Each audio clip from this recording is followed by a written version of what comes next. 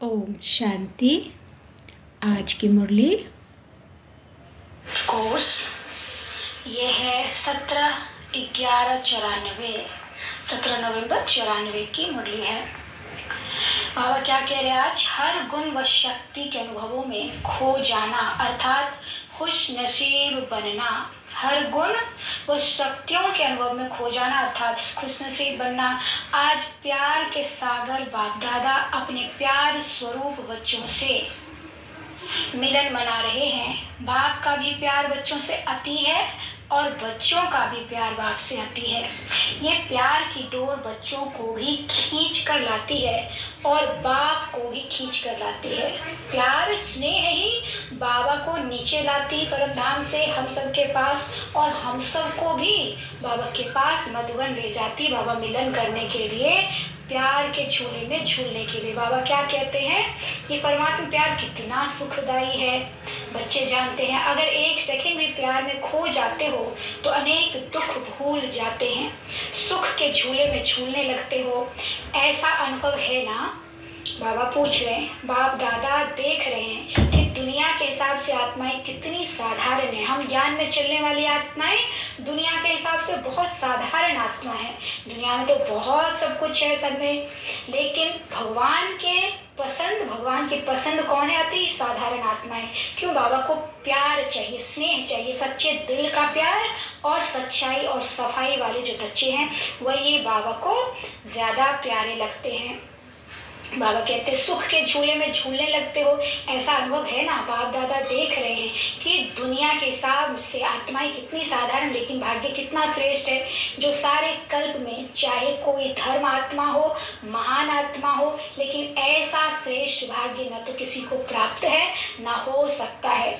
तो अति साधारण और अति श्रेष्ठ भाग्यवान। बाप दादा को साधारण आत्माएं ही पसंद है। क्यों? बाबा पूछते हैं। बाप स्वयं भी साधारण तन में आते हैं। बाबा भी किसी साधु सन्यासी महान आत्मा के तन में नहीं आए, साधारण ब्रह्मा के तन में बाबा आए। कोई राजा के तन में या रानी के तन में नहीं आते, कोई धर्मात्मा महान आत्मा के तन में नहीं आते, साधारण तन में स्वयं भी आते हैं और बच्चे भी साधारण ही आते हैं। आज का करोड़पति भी साधारण है। साधारण बच्चों में भावना है और बाप को भावना चाहिए, देह भान वाले नहीं चाहिए। जिसको अहंकार है, अभिमान है, उस वैसे बच्चे बाबा को नहीं चाहिए। जितना बड़ा होगा उतना भावना नहीं होगी, लेकिन भान होगा, देह का भान, मैं फलाना, मैं फलानी, मैं मेरे पास ये, मेरे पास वो, ये जिसको होगा तो वो बाबा उसको पसंद नहीं करता। तो बाप को भावना का फल देना है और भावना साधारण आत्माओं में ही होती है। नामी ग्रामी आत्माओं के पास न भावना है न समय है। तो बाप देख रहे हैं कि कितने साधारण और कितने श्रेष्ठ भावना का फल प्राप्त कर रहे हैं। इसलिए ड्रामानुसार संगम युग में साधारण बनना ये भी भाग्य की निशानी है। हम साधारण हैं इसलिए भगवान हमें पसंद करता है, ये भी बहुत बड़ा भाग्य है। क्योंकि संगम पर ही भाग्य विधाता भाग्य की श्रेष्ठ लकीर खींच रहे हैं और साथ साथ भाग्य की लकीर खींचने का कलम भी बच्चों को दे दिया है। कलम मिली है ना? बाबा पूछ रहे हमें, बाबा ने बता दिया किस विधि से अपने भाग्य को जितना चाहे उतना लंबा हम खींच सकते हैं। कैसे खींच सकते हैं?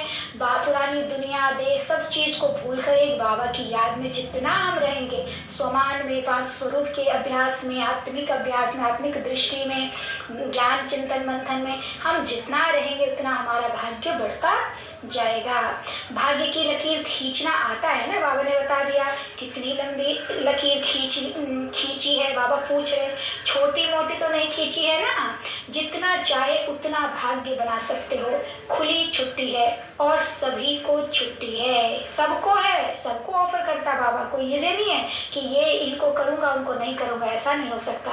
चाहे नए हो चाहे पुराने हो, सप्ताह कोर्स किया, बाप को पहचाना और बाप भाग्य का कलम दे देते हैं। एक बार बाबा को पहचान कर बाबा कहा, मेरा बाबा कहा, बस बाबा अपने भाग्य की लकीर खींचने के लिए कलम दे देते हैं।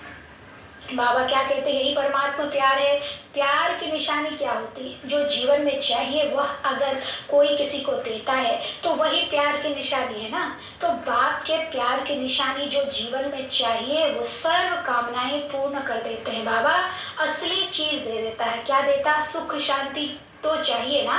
अगर कोई वस्तु एक दो को देते हैं तो उससे सुख मिलता है ना।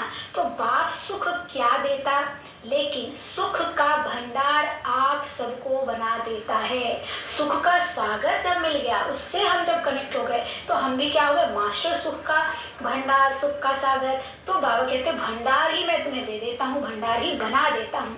सुख का भंडार है ना, पूरा स्टॉक है या एक कमरा दो कमरा है? भंडार है।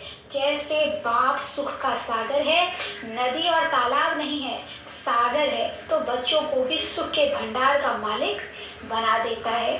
कोई सुख की कमी है क्या? बाबा पूछते। कोई अप्राप्ति है? जब बाबा को सच्चे दिल से अपना लेते हैं तो किसी चीज की कभी भी कोई भी कमी नहीं होती है। तो बाबा पूछ रहे हैं कि कोई अप्राप्त ऐसी चीज है जो नहीं हुई है, अप्राप्त प्राप्त हुई है, नहीं हुई है? बाप कहते हैं फिर यह नहीं कहना थोड़ी सी शक्ति दे दो, दे दिया, दे दो कहने की आवश्यकता है ही नहीं। सर्वशक्तिवान की संतान हम कौन है? मास्टर सर्वशक्तिवान। जैसे ही ये स्मृति में लाएंगे तो हम बाबा जैसे ही मास्टर सर्वशक्तिवान बन जाएंगे। हमारे लिए कुछ भी असंभव नहीं होगा। बाप ने दे दिया है, सिर्फ उसको कार्य में लगाने की विधि चाहिए। विधि क्या है? स्मृति। स्वरूप बनते ही हम उस सीट पर बैठ जाते हैं और सीट पर बैठते ही हमारे पास सारी अथॉरिटी, शक्ति आ जाती है। जिस सिर्फ उसको कार्य में लगाने की विधि चाहिए, और विधि भी बाप द्वारा अनेक प्रकार की मिलती है। सिर्फ उसको समय प्रति समय कार्य में लगाते नहीं हो, इसलिए होते हुए भी उसका लाभ नहीं ले सकते। क्या विधि? बाबा ने श्रीमत में जो कहा है उसको याद रखना और समय पर यूज करना। किसी के बहकावे में नहीं आना, परमत मनमत पे नहीं चलना, श्रीमत पर चलना। समय पर कोई क्रोध आ रहा, उस वक्त हम याद करें मैं मास्टर सर्वशक्तिवान हूँ, मैं शांति के सागर की संतान, मास्टर शांति का सागर हूँ, शांत स्वरूप आत्मा हूँ। कोई क्रोधी से अगर उल्टा सुल्टा बोलता भी तो हमको तुरंत अपने पे कंट्रोल करना है कि मैं शांत स्वरूप आत्मा हूँ। वो परवश है, वो अधीन है माया के, मैं अधीन नहीं हूँ, मैं तो सर्वशक्तिवान की संतान हूँ। जब ऐसी स्मृति होगी तो हम क्या करेंगे? माया को जीत लेंगे और शक्ति स्वरूपा बन जाएंगे। इसलिए बाबा कहते हैं समय पर उसको कार्य में लगाना है। कितना बड़ा भाग्य है और कितना सहज मिला है। कोई मेहनत की है क्या? एक टांग पर खड़ा तो नहीं होना पड़ा ना। बाबा पूछते हैं या सेकंड के दर्शन के लिए क्यों में खड़े हो, तो ऐसे तो नहीं है ना। भक्ति में कितना लंबा लंबा लाइन लगे रहते, लाइनों में एक दर्शन मिल जाए, एक झलक मिल जाए, और हम यहाँ आसानी से घर बैठे भगवान को पाकर उसके संग हर क्षण हर पल रहने की अनुभूति कर रहे हैं। आराम से बैठे हो ना, बाबा कहते हैं नीचे भी फोम पर बैठे हो, आराम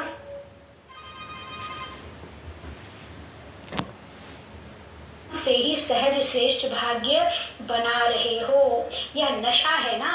सभी नशे से कहेंगे कि भाग्य विधाता हमारा है। जब भाग्य विधाता आपका हो गया तो भाग्य किसको देगा? भाग्य विधाता हमारा बाप है तो हम बच्चों को ही तो भाग्य देगा ना, और किसको देगा? भाग्य विधाता तो अपना बनाया। भाग्य विधाता को हमने क्या बनाया? अपना बनाया, अर्थात भाग्य के अधिकार को प्राप्त कर लिया। जिसको नशा है वो सदा यही अनुभव करते हैं कि भाग्य मेरा नहीं होगा तो किसका होगा, क्योंकि भाग्य विधाता ही मेरा है। इतना नशा है, या कभी कभी चढ़ता है कभी कभी उतरता है। बार बार इस सबको रिपीट जितना करेंगे चलते फिरते कि मैं किसकी संतान हूँ, मुझ पर किसकी दृष्टि पड़ी है, कौन मेरे साथ है, किसने मेरा उंगली थामा है, तो नशा चढ़ेगा। और कभी डरेंगे नहीं, गलत के आगे झुकेंगे नहीं, कभी भी पराजित नहीं हो सकते माया से। बाबा क्या कहते हैं? संगम का समय कितना छोटा सा है, और आप मेजॉरिटी तो सब नए हो ना।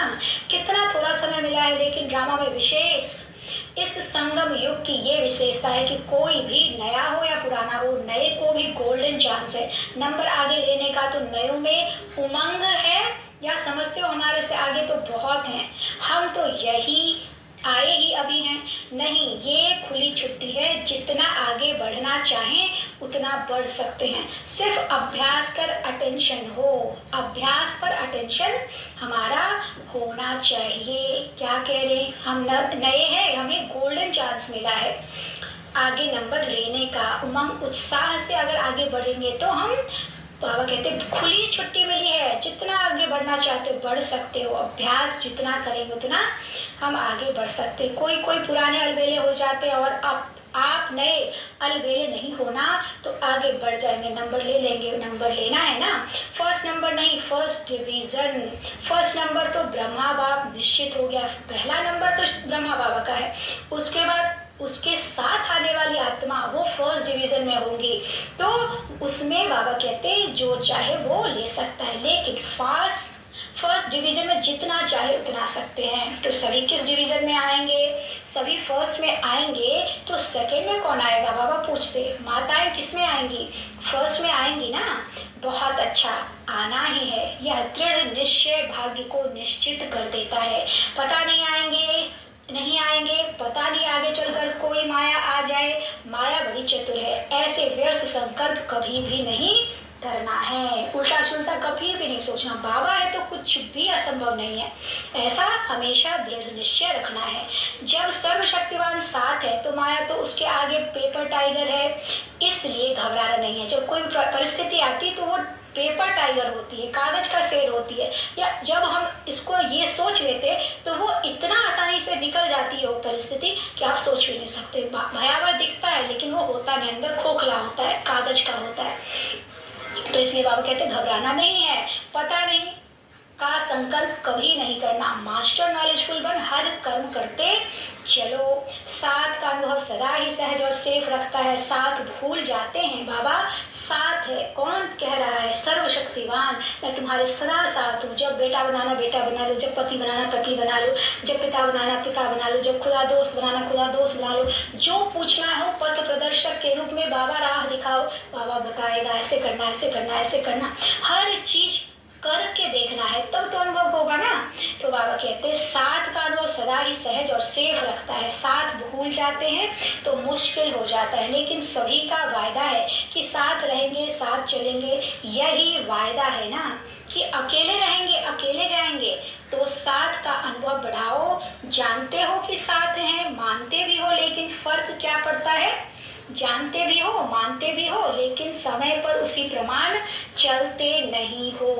बाबा का जानते, बाबा साथ है, लेकिन उसको साथ कैसे अनुभव करेंगे, बाबा से पूछते रहेंगे, बाबा तुम साथ हो, हमेशा साथ रहना। मैं नहीं जानती, तुम जान, तेरा काम तू जान, मुझे सिर्फ निमित्त है, मेरे हाथों द्वारा पैरों द्वारा मुंह द्वारा जो भी बाबा करवा रहा है बस कर रहे हैं, बाकी जिम्मेदार बाबा है। तो जब साथ की अनुभूति करेंगे तब उसका रिजल्ट मिलेगा, अनुभव होगा।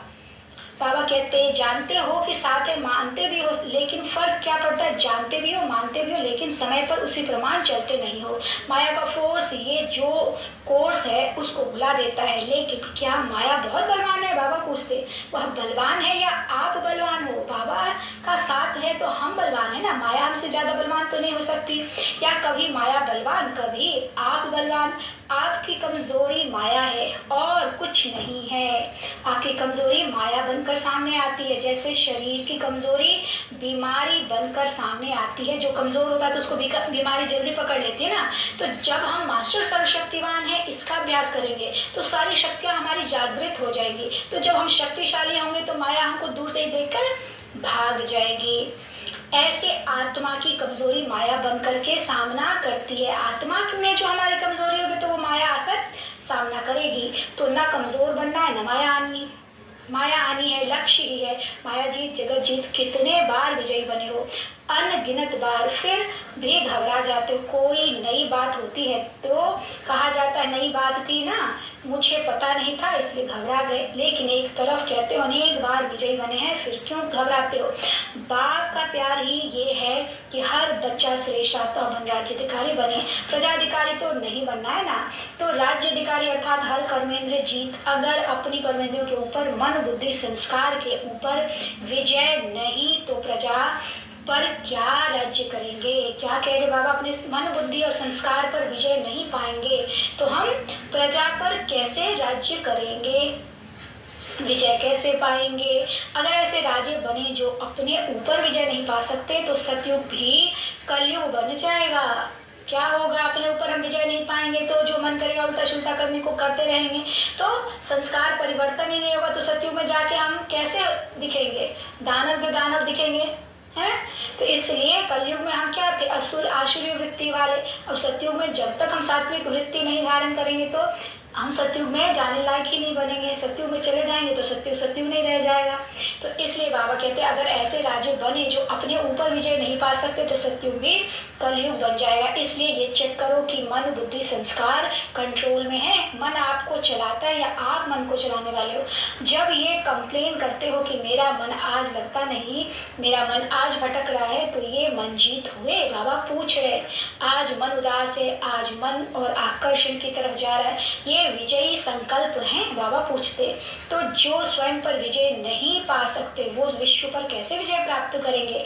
इसलिए चेक करो कर्मेंद्रिय जीत, मन जीत कहाँ तक बने हैं। अगर फर्स्ट डिवीजन में आना है तो इस लक्षण से लक्ष्य को प्राप्त कर सकते हैं। लिया ना भक्त ही चारों ओर के सर्वश्रेष्ठ भाग्य विधाता के भाग्यवान आत्माओं को सदा मन जीत जगत जीत के निश्चय और नशे में रहने वाले, सदा हर गुण शक्ति और ज्ञान के अनुभवी आत्माएं, सदा बाप को साथ रखने वाले कंबाइंड स्वरूप आत्माएं, सदा श्रेष्ठ भाग्य की लकीर को सहज श्रेष्ठ बनाने वाले ऐसे अति समीप और श्रेष्ठ आत्माओं को बाप दादा का याद प्यार और गुड मॉर्निंग, नमस्ते। नमस्ते बाबा, हम रूहानी बच्चों की रूहानी बाप दादा को नमस्ते बाबा, नमस्ते। शुक्रिया बाबा, शुक्रिया। वरदान है आज वाणी और मनसा दोनों से एक साथ सेवा करने वाले सहज सफलता मूर्त भव। वाणी और मनसा दोनों से एक साथ सेवा करना, सहज सफलता मूर्त भव। वाचा के साथ साथ संकल्प शक्ति द्वारा सेवा करना, यही पावरफुल अंतिम सेवा है। वाचा के साथ साथ संकल्प शक्ति द्वारा सेवा करना, यही पावरफुल अंतिम सेवा है। जब मनसा सेवा और वाणी की सेवा दोनों का कंबाइंड रूप होगा तब सहज सफलता होगी, इससे दुगुनी रिजल्ट निकलेगी। क्या कह रहे हैं, मन भी वही बोल रहा है जो मुख बोल रहा हो, तब बाबा कहते हैं दुगुनी रिजल्ट निकलेगी। मनसा सेवा और वाणी की सेवा दोनों का कंबाइंड रूप होगा तब सहज सफलता होगी, इससे दुगुनी रिजल्ट निकलेगी। वाणी की सेवा करने वाले तो थोड़े होते हैं, बाकी देख करने वाले दूसरे कार्यों में जो रहते हैं उन्हें मनसा सेवा करनी चाहिए। इससे वायुमंडल योग युक्त बनता है।